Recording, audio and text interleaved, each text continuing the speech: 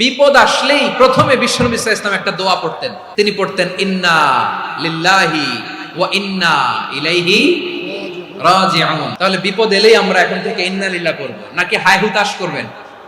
একদল আছে হাই হুতাশ করে, হায় আল্লাহ রে মোর কি হইল রে, মই কি হরমু রে, মই কমবে যামু রে, এরকম বিলাপ করতে নিষেধ করেছেন বিশ্বনবী।